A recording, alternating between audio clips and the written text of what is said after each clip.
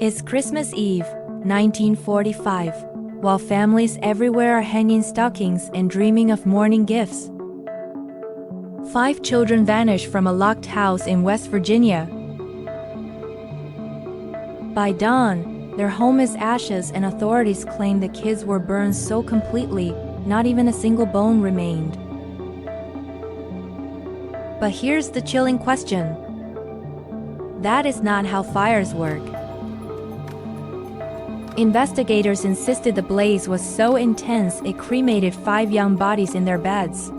Yet the same fire left kitchen appliances recognizable, furniture partially intact, and 0 traces of human remains. No bones, no teeth, no proof. Just an official story everyone was told to accept. If that wasn't suspicious enough, the family's ladder disappeared that night. Their phone line was cut. The trucks that could have reached the upper windows, they mysteriously wouldn't start, despite running fine hours earlier. And the most disturbing detail, multiple witnesses later claimed they saw the Sodder children alive after the fire. Tonight, we're diving into one of America's most haunting Christmas mysteries, the Sodder children. Did 5 siblings perish in an accidental blaze? Or was Christmas Eve the night they were taken? Because if the official story crumbles, and a lot of evidence suggests it does, then someone didn't just cover up a tragedy. They pulled off the perfect disappearance. Stick around till the end, because the clues that still haunt investigators today might change everything you think you know. Christmas Eve, 1945, in Fayetteville, West Virginia. The war's just ended. Life's getting back to normal.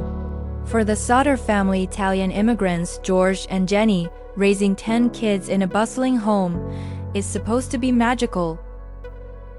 George, outspoken against Mussolini back in Italy, runs a successful trucking business. Jenny's the heart of the home. The kids, full of energy, staying up late, excited for presents. The younger 5, Morris, 14, Martha, 12, Louis, 9, Jenny, 8, and Betty, 5, head to bed upstairs, doors unlocked. No reason for fear. Around 1 a.m., Jenny wakes to a strange noise on the roof, like something rolling down. Then smoke. Flames erupt fast. George, Jenny, and 4 older kids escape, but the 5 little ones, they never come down. George races for the ladder, always leaning against the house. Gone. Tries his trucks to reach the windows. Both won't start. Jenny calls the fire department, lying dead. Every rescue attempt fails, one after another. By the time firefighters arrive hours later, the house is gone. 5 children missing. But here's where it gets impossible. Authorities waste no time. Accidental fire from faulty wiring. The blaze so hot, it cremated the kids completely. No remains possible. Tragic, but case closed. Except, George knows better. He'd just had the wiring inspected, passed with flying colors. Christmas lights stayed on during the early fire. And fire science. House blazes rarely hit crematorium temperature, over 2,000 degrees Fahrenheit for hours. Bones survive, especially kids, denser ones. Yet nothing found. Not a fragment. Appliances melted but identifiable. Furniture charred but there. The site? Bulldozed days later before thorough searches. George demands real investigation. Gets silence. But if you're thinking cover-up, wait, because the warnings started making sense. Months before, a life insurance salesman, Angry at George's anti-fascist views. Threatens, "Your house will burn and your children destroyed." Dismissed as ranting. Another man inspects fuses, warns of fire despite perfect wiring. Strange cars spotted watching the kids coming home from school. Ladder later found hidden down an embankment. Phone lines? Cut, not burned. Coincidence or setup? The pieces point to arson, but why no bodies? Neighbors report oddities, cars idling nearby during the fire. Unfamiliar people watching the chaos. One claims seeing kids being hurried into a vehicle. Statements taken, then ignored. No follow-ups. As if someone wanted the case buried fast. Months later, tips pour in. A waitress serves breakfast to 5 kids matching descriptions with adults silencing them. Sightings in Florida, Texas, even a Charleston hotel with Italian-looking companions. Unproven, but enough to fuel the Sodders' belief their children were kidnapped, maybe mafia retaliation or worse. Hope turns agonizing. The official case stalled, leads faded, and authorities moved on. But George and Jenny Sodder refused to let their children be forgotten. They turned grief into action, launching a relentless public campaign that would haunt West Virginia for decades. In 1952, right beside the ashes of their home on State Road 16, they raised a massive billboard, a landmark impossible to ignore. It displayed clear photos of the missing kids, exactly as they looked in 1945. Bold text asked, what was their fate? Kidnapped? Murdered? Or are they still alive? Beneath the faces, a reward starting at $5,000 and soon rising to $10,000 for information leading to even one child. Drivers slowed, pulled over, stared. It wasn't just a plea, it was an accusation aimed at everyone who'd accepted the fire story too quickly. The Sodders went further. Thousands of flyers mailed nationwide, private detectives hired to chase sightings, and direct appeals to the FBI. J. Edgar Hoover showed brief interest, but local officials blocked deeper involvement, and the Bureau eventually dropped it. George and Jenny never stopped. They turned the fireside into a memorial garden, with Jenny tending flowers daily while wearing black for the rest of her life. The billboard stood strong through decades of weather, occasionally updated with new clues until after Jenny's death in 1989. George died in 1969, Jenny in 1989, both convinced their children were alive somewhere. Surviving siblings and grandchildren quietly carried on the search. That sign wasn't just wood and paint. It was defiance, a father's fury, a mother's unbreakable hope, and a question no one could silence. But nothing prepared them for the one clue that would arrive years later and reopen the deepest wound. Years passed. The billboard stood as a constant reminder. Tips trickled in but led nowhere, and the Sodders' hope began to feel like a heavy burden.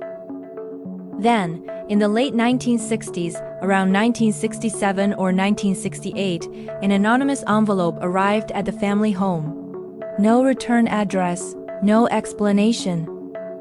Inside was a single photograph, a young man in his 20s with dark hair, sharp features, and an uncanny resemblance to what their son Louis might look like as an adult. On the back, handwritten in block letters, Louis Sodder, I love brother Frankie. Illo boys, a 90132 or a 90132. The message was cryptic, almost coded. Illo boys could be a misspelling or clue. The numbers, maybe a zip code, a license plate, or something more sinister. George and Jenny were convinced. This wasn't a prank. The likeness was too striking, the details too personal. Frankie referred to one of Louis' brothers who had survived the fire. For the first time in decades, hope surged again. They showed the photo to surviving siblings and updated the billboard with it, labeling the man as a possible grown-up Louis. Desperate for answers, they hired a private investigator to track down the postmark from Kentucky and decode the message. But the trail went cold fast. The investigator took their money and vanished without a trace. No report. No follow-up. Just gone. The lead died as quickly as it appeared. Authorities, uninterested, dismissed it as another hoax. For the Sodders, it was devastating. The photo reopened the deepest wound, forcing them to relive the loss all over again. Was it really Louis reaching out in secret? A cruel fake from someone who knew too much? Or proof that at least one child has survived and was trying to send a message? The family clung to it until the end. But even this heartbreaking clue left more questions than answers. And to this day, that photo remains one of the most debated pieces of the puzzle. Decades rolled on, but the Sodder case never truly closed. No arrests were ever made. No bodies recovered. No confessions. No definitive proof of what happened that Christmas Eve. By the 1950s, official records labeled it hopeless. An accidental tragedy, case inactive. George Sodder passed away in 1969, still convinced his children had been kidnapped and were alive somewhere. Jenny held on longer, wearing black every day, tending the memorial garden until her death in 1989, never wavering in her belief that at least some of them were out there. The surviving siblings and their descendants carried the weight quietly. Even today, family members occasionally follow up on tips, keeping the flame alive without fanfare. Theories remain sharply divided. Some experts and locals insist it was a tragic house fire, electrical fault, rapid burn. Remains possibly missed in a hasty surge or crushed when a site was bulldozed just days later. Others point to the mounting inconsistencies, the threats, the sabotage rescues, the sightings, the mysterious photo, and argue for deliberate arson and abduction, perhaps tied to George's outspoken past or something darker. No new evidence has emerged to settle it. The billboard came down after Jenny's passing, but the questions linger like smoke that never clears. This case isn't solved. It isn't even fully explained. It's one of America's most enduring Christmas mysteries, a story that refuses to fade. So, if the 5 Sodder children died in that fire, where is the proof? And if they were taken, who orchestrated it?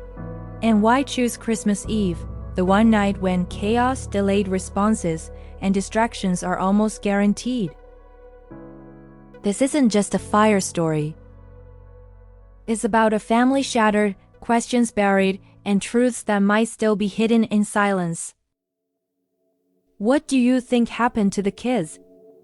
Tragic accident? Or something far more sinister? Drop your theory in the comments. I read them all. Hit like if this case chilled you, share it with someone who loves unsolved mysteries, and subscribe with notifications on. We uncover more stories like this every week. Because some disappearances don't end with answers. They just keep haunting us. Thanks for watching. Stay curious and stay safe. See you in the next one.